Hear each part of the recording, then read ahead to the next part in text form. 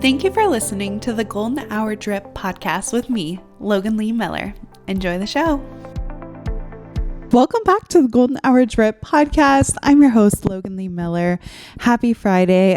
So wonderful, especially not only is it a Friday, but it's Labor Day weekend. And I love and hate Labor Day. One reason I love it is because it is kind of like a signal to the end of summer, which is good and bad. It's like an end to summer, but the start of fall. And it's kind of getting into this like mindset of during summer, there's like a lot of growth, a lot of opportunities, very much go, go, go. Fall is kind of like the fruits of your labor, right? Like if you had a garden, this is when all of your produce is starting to kind of like tail off to an end, but there's still like an overabundance.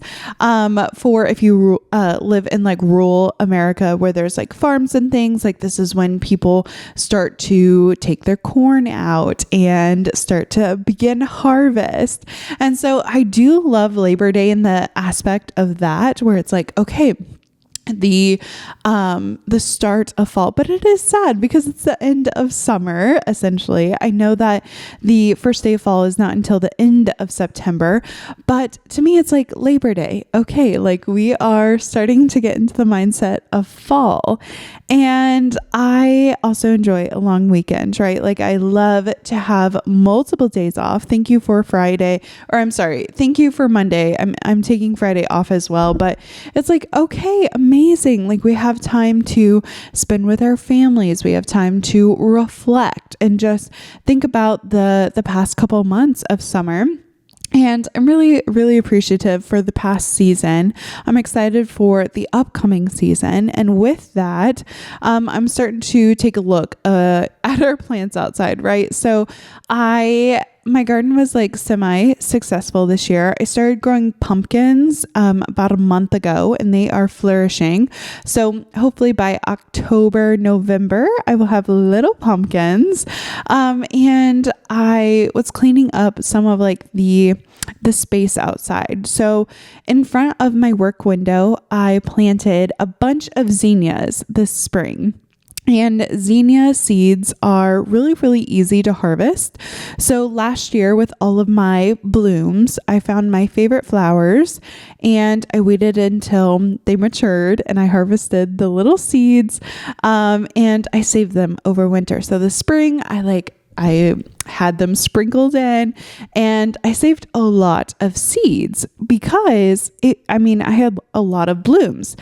I didn't have to go to the store and purchase a seed packet. So instead of the seed packet coming with 20-ish seeds, I instead had hundreds of seeds and I planted them like willy-nilly all over, and they definitely were super, super abundant, very powerful, and they have grown exponentially. I mean, back in May when they were like starting out as little blooms, I remember like Garrett looking at them and thinking, oh, like last year I feel like they grew faster or whatever. And maybe it's because I planted a little bit earlier last year, but this year I just kind of threw them out when I was ready. When I had the weeds tugged out of the little front area, and zinnias are an annual flower. So you have to plant them annually, save the seeds and then plant it. It's not like a rose bush, which is a perennial, which will come back year after year. And then there's also a plant called a biannual where it will have 2 growing seasons, but after the second one, it will die. So you have to plant it every 2 years. But zinnias are annual. So you have to save the seeds and you have to plant them. Well, because our zinnias have been doing so well, and honestly, it has been one of my very, very favorite things for the past 3 summers we've lived in this home, and to be able to look outside my window and watch the zinnias is truly just crazy because we have a whole little ecosystem out there. So we have plenty of grasshoppers, we have toads, we have butterflies galore, like so many butterflies, so many moths.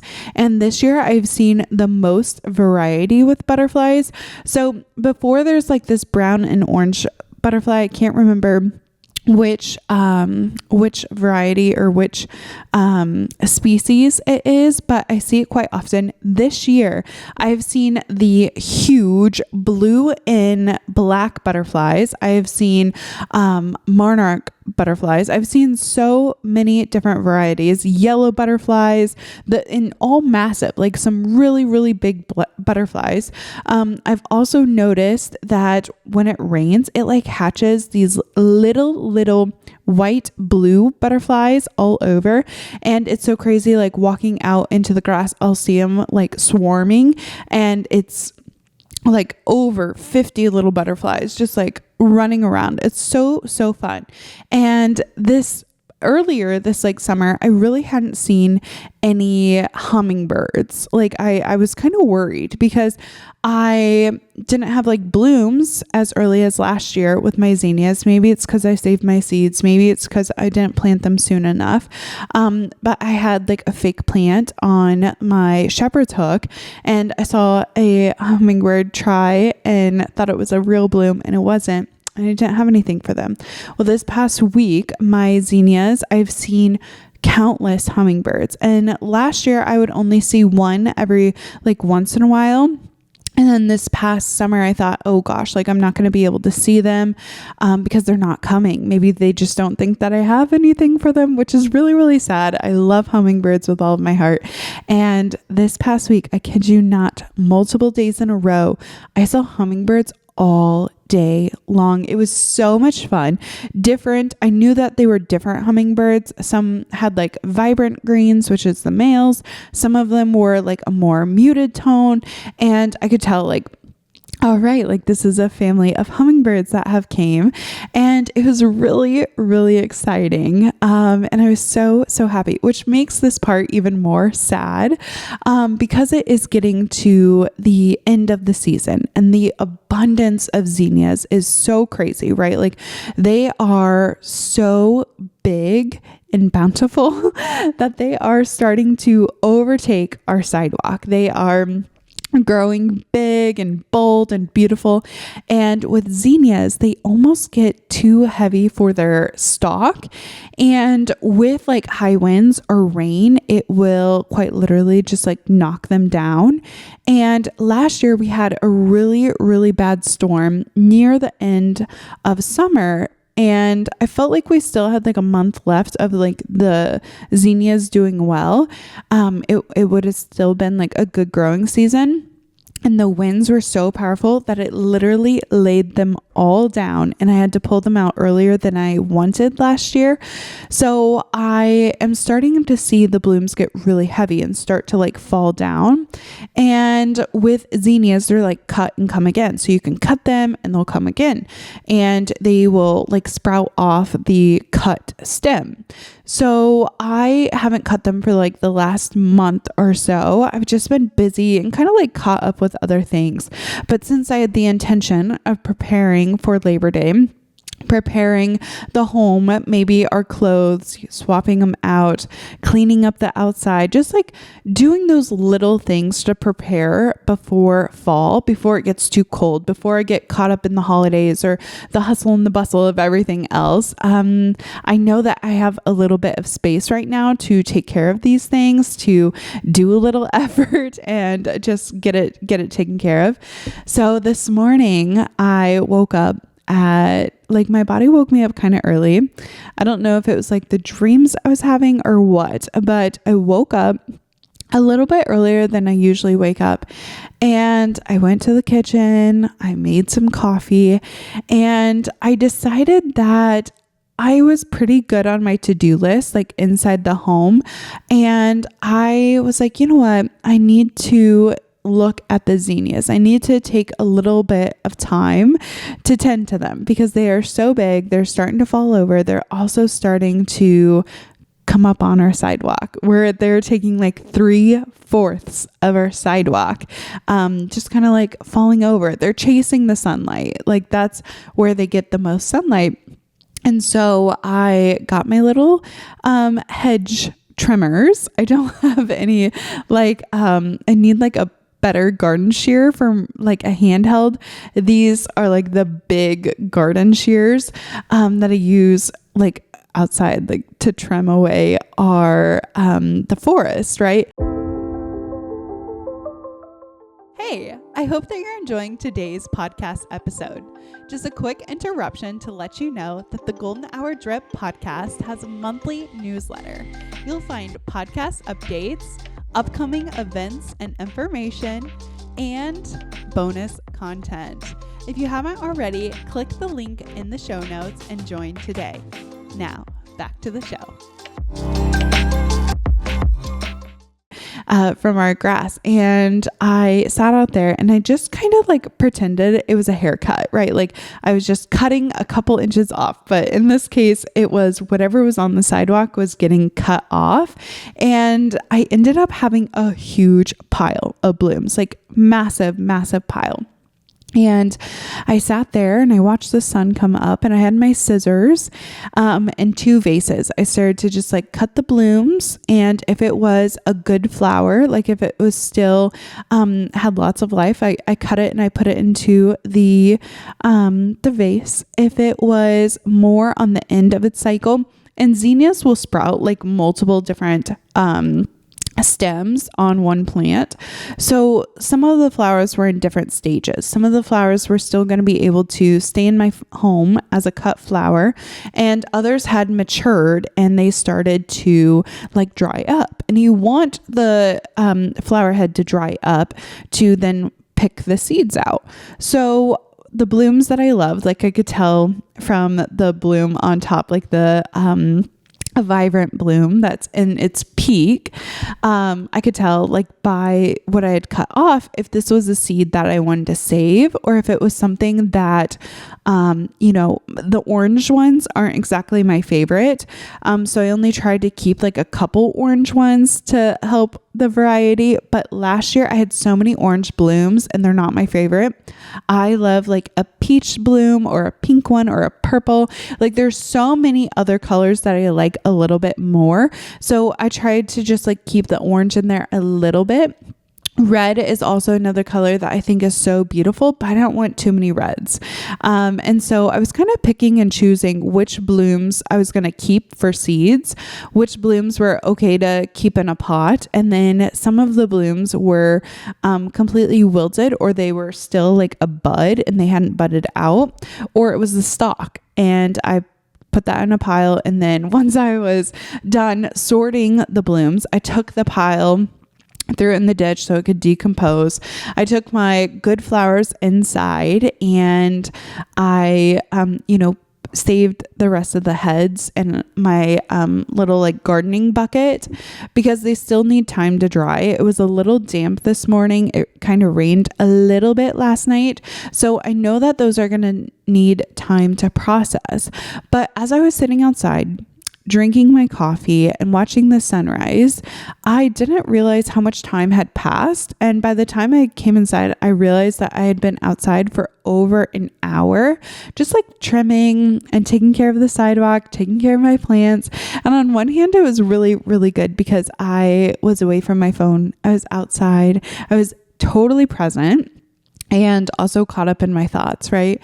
And as I'm like snipping away at these flowers, I take my scissors, and if you have cut flowers in your home, there's like a couple tricks to keep them to last long. You always want a fresh cut in when you put them in the water, so it's not like sealed up and it can actually absorb the water. So I was immediately putting the flower bud or the flower in water. I also had added sugar and then a spray of bleach to help kill bacteria. My vases were also sanitized from our dishwasher. And then the next one is you don't want leaves in the water because the leaves will start to decompose and then they can create mold. So I'm taking my scissors, and I have a pretty good routine on being able to like snip off the leaves in a quick manner. So I'm cutting off the leaves and I'm doing it very efficiently. And I've learned this, like, because in the past I used to take so much time to like like pull off the leaf and make sure that my stem was so good. But now I just like snip them so fast. And I was thinking, with time and with experience, you know what is good to keep and what is good to just like go ahead and discard. And I discarded some blooms that were, they were kind of borderline. They could have went in my vase, and they could have went into my trash pile. But I made the executive decision. I knew some blooms would look better on their own than if they had like a subpar flower. And I was just thinking how life is kind of like that too. Like, we can decide to cut back on the zinnias or like trim our life a little bit. So for my zinnias, it was overtaking my sidewalk, and I knew that I needed to shear off some of those plants. But again, like, that is a type of loss. I knew that by cutting back some plants, that I was going to lose those blooms. I was going to lose some flowers that the hummingbirds could come in and take from.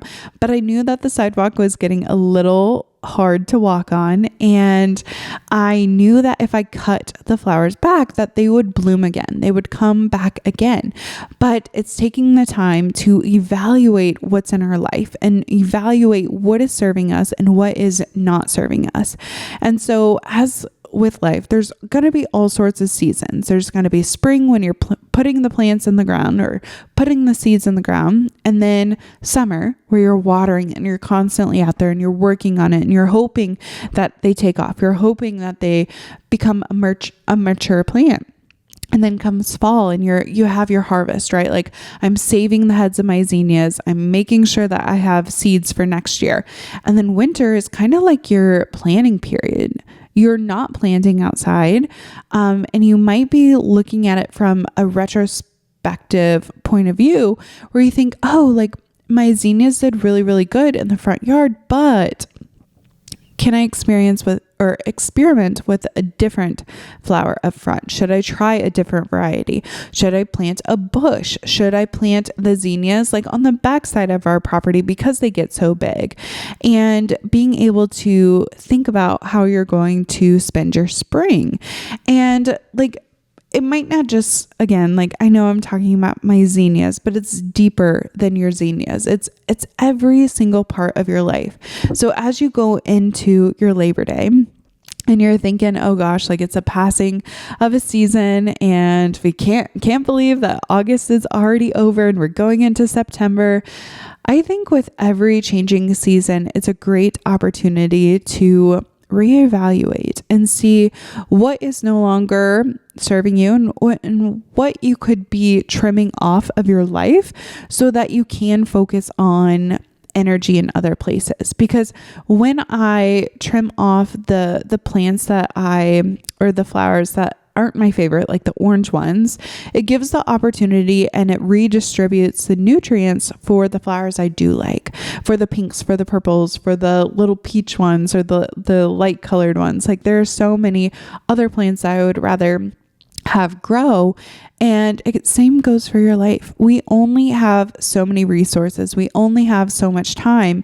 And if we are watering areas that we don't find necessary or are even like impacting other areas of your life, right? Like, my zinnias were impacting my walkway. And although I love them, they are like negatively impacting my life. And you might have something in your life right now that you love, but is impacting or maybe like being a detriment to other areas in your life. And so lovingly, you might need to start trimming away at that. You might need to reevaluate and put it in perspective of, is this truly happiness? Like, do I love these zinnias? Are they becoming more of a hindrance? Do I need to trim them down? Do I need to keep what is beautiful and what is lovely, right? Like, I love cut blooms in the house, but to weigh it, and you are the only person who is going to know when it reaches the line, when it's becoming too much, or when you need to make a change or a difference. So as we go into this Labor Day, I hope that you're safe. I hope that you have so much fun and you spend some time with friends, with family, with loved ones, but you also spend a little time to yourself and where you can look at what's going on and how you're going to prepare for the next month or the next season, or what projects you're wanting to work on, or anything that fills you up and fills your cup. I find when I get some quiet time with my brain, I come up with the best ideas and I'm like, oh my gosh, I need to do this and I need to do this, instead of just like waking up and consuming something else. Have some thoughts with your brain this weekend. So thank you so much for listening. I wish you all the happiness and I'll see you in the next one. Bye.